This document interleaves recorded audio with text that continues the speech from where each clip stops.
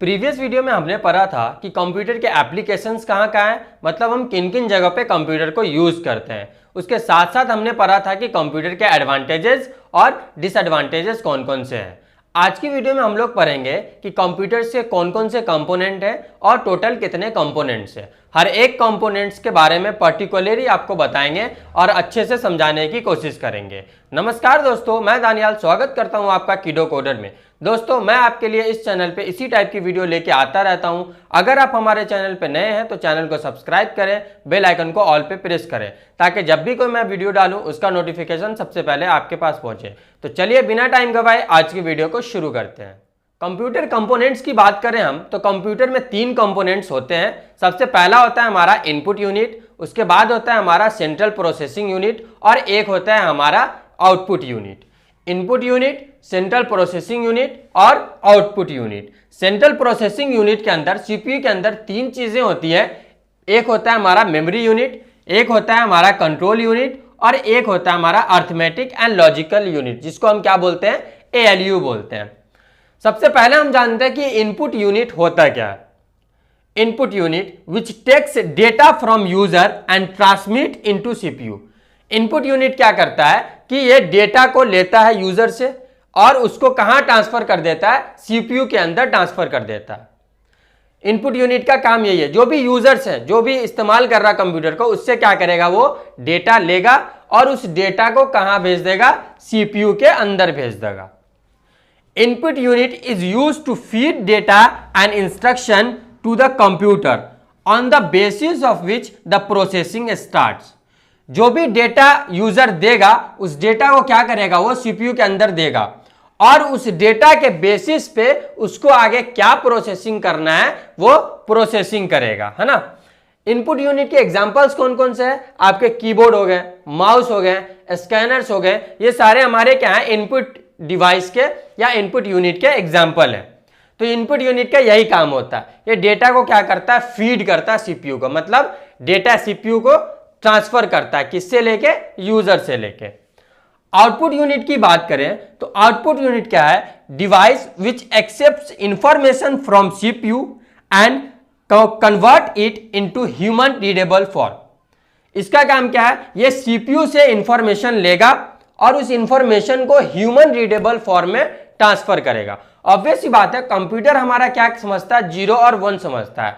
तो जो भी यूजर उसको डेटा दे रहा है उस डेटा को वो क्या करेगा, 0 और 1 में कन्वर्ट करेगा।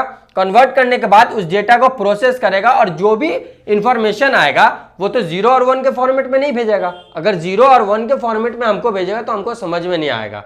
तो वो क्या करता है, उसको यूजर जो लैंग्वेज समझ रहा है उस लैंग्वेज में कन्वर्ट करके यूजर को दे देता है। तो ये काम होता है हमारा किसका, आउटपुट यूनिट का, है ना।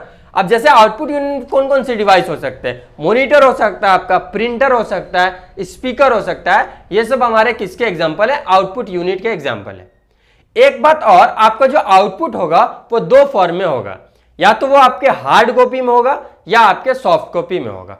सॉफ्ट कॉपी मतलब जो आपके मॉनिटर पे आपको नजर आएगा वो आपका सॉफ्ट कॉपी है, या अगर आप उसको प्रिंटर से प्रिंट कर लेते हैं तो वो आपका क्या हो जाएगा, हार्ड कॉपी हो जाएगा, जिसको आप टच कर सकते हैं। तो ये हमारा इनपुट यूनिट और आउटपुट यूनिट। अब हम लोग देखते हैं कि हमारा सीपीयू होता क्या है। उससे पहले आप इसका स्क्रीनशॉट लें। अब हम लोग पढ़ते हैं कि सेंट्रल प्रोसेसिंग यूनिट हमारा होता क्या है।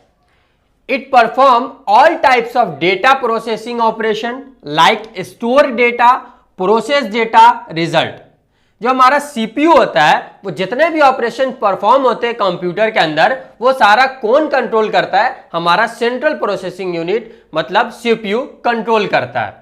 चाहे वो डेटा को स्टोर करना हो, चाहे उस डेटा को प्रोसेस करना हो, या उस पर कोई मैथमेटिकल कैलकुलेशंस करने हो, या फिर कोई लॉजिकल ऑपरेशन परफॉर्म करना हो, ये सारा चीज कौन कंट्रोल करता है, हमारा सेंट्रल प्रोसेसिंग यूनिट कंट्रोल करता है।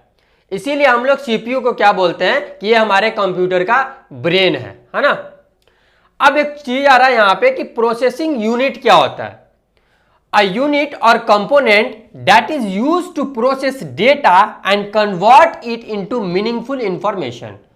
प्रोसेसिंग यूनिट क्या होता है, ये एक कंपोनेंट आप बोल सकते हैं या यूनिट बोल सकते हैं, जिसका काम क्या होता है कि वो हमारे प्रोसेस डेटा को प्रोसेस करता है, प्रोसेस करने के बाद उस डेटा को मीनिंगफुल इंफॉर्मेशन में कन्वर्ट करता है।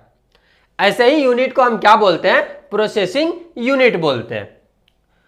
CPU is also called as the brain of computer. It control all operation, है ना? ये सारा का सारा ऑपरेशन कंट्रोल करता है, इसीलिए हम इसको क्या बोलते हैं? कंप्यूटर का ब्रेन बोलते हैं, दिमाग बोलते हैं। अब हमारा CPU होता है उसके अंदर बेसिकली 3 यूनिट होते हैं। एक होता है हमारा मेमोरी यूनिट, एक होता है हमारा कंट्रोल यूनिट, एक हो रहा है हमारा ALU, जिसको हम क्या बोलते हैं? Arithmetic and logical unit. Memory unit क्या होता है? It store all the data and instruction required for processing, है ना? जितने भी हमारे डेटा है जिसको प्रोसेस करना है उसको क्या करता है? स्टोर करके रखता है। स्टोरेज का काम कौन करता है? हमारा मेमोरी यूनिट करता है। It store intermediate results of processing and also store final result of processing and send to the output. अब जो भी आप इनपुट कर रहे हैं, मान लीजिए हमने 2 नंबर इनपुट किया, दोनों को सम करना है, 2 + 5 किया, तो वो जो 2 + 5 है वो सबसे पहले मेमोरी में स्टोर होगा। स्टोर होने के बाद जो उस पर हमारा जो कैलकुलेशन हो रहा है एडिशन का, वो ऑपरेशन परफॉर्म होगा। तो जो ऑपरेशन जब परफॉर्म हो रहा होगा तो वो भी कहाँ हमारा इंटरमीडिएट रिजल्ट होगा, वो भी हमारा स्टोर होगा।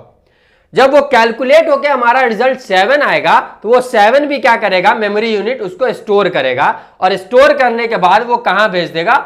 आउटपुट यूनिट के पास भेज देगा। तो बेसिकली मेमोरी यूनिट का काम क्या होता है कि डेटा को स्टोर करने के लिए यूज किया जाता है।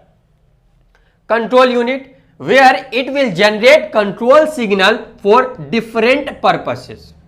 कंट्रोल यूनिट क्या करता है? कंट्रोल यूनिट आपको कंट्रोल सिग्नल जनरेट करता है कि भैया ये चीज आ रहा है, इस चीज को सम करना है, या ये नंबर आ रहा है इसको मल्टीप्लाई करना है, तो वो एक्टिव कर देता है सारे पार्ट्स को, है ना?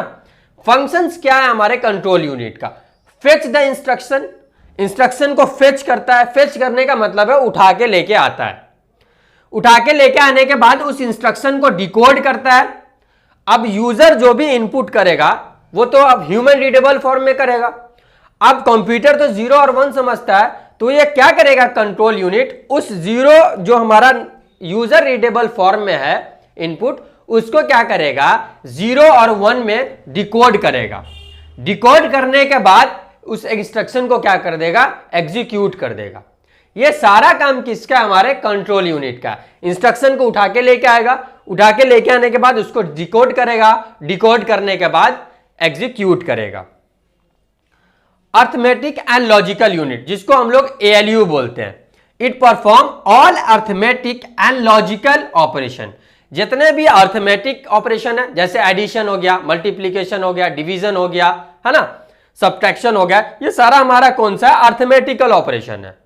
और डिसीजन मेकिंग ऑपरेशन जैसे और, एंड, नॉट, ये हो गया हमारा लॉजिकल ऑपरेशन। तो जितने भी ऑपरेशंस हैं, चाहे वो हमारा अर्थमेटिकल ऑपरेशन हो, चाहे वो हमारा लॉजिकल ऑपरेशन हो, ये ऑपरेशन कौन परफॉर्म करता है? हमारा ALU परफॉर्म करता है। अब बात आती है कि हमारा जो डेटा है उसका फ्लो क्या है ना? उस CPU में कहां से कहां वो डेटा हम जो डालते हैं वो फ्लो करता है। तो सबसे पहले वो इनपुट डिवाइस से मेमोरी में जाता है। याद रखिएगा, इनपुट डिवाइस से कहां जाता है? मेमोरी में जाता है। फिर मेमोरी से कहां जाता है? अर्थमेटिकल एंड लॉजिकल यूनिट के अंदर जाता है। अर्थमेटिकल लॉजिकल यूनिट के बाद जो ऑपरेशन परफॉर्म हो जाता है तो फिर वो रिजल्ट कहां जाता है? फिर से ALU से मेमोरी के अंदर जाता है। और जब मेमोरी में वो ऑपरेशन पहुंच गया, वो डेटा पहुंच गया, तो फिर वो डेटा मेमोरी से कहां जाता है? आउटपुट डिवाइस में जाता है, जो कि आपको नजर आता है। तो ये हमारे फंक्शंस होते हैं किसके? कंट्रोल यूनिट के। हर अलग अलग पार्ट का अलग अलग काम है CPU के अंदर। मेमोरी यूनिट डेटा स्टोर के लिए, control unit control signal generate करने के लिए, बेसिकली डेटा को डिकोड करने के लिए। Arithmetical and logical unit ALU उस पर या तो अर्थमेटिक या डिसीजन मेकिंग कैलकुलेशन परफॉर्म करने के लिए। और ये हमारे डेटा का फ्लो, कि डेटा कहां से कैसे फ्लो करता है। तो आई होप आपको कंपोनेंट समझ में आ गए होंगे। अगर आपको वीडियो अच्छी लगी है तो इसका स्क्रीनशॉट लें और अपने पास रखें। Subscribe now and press the bell icon. Never miss an update.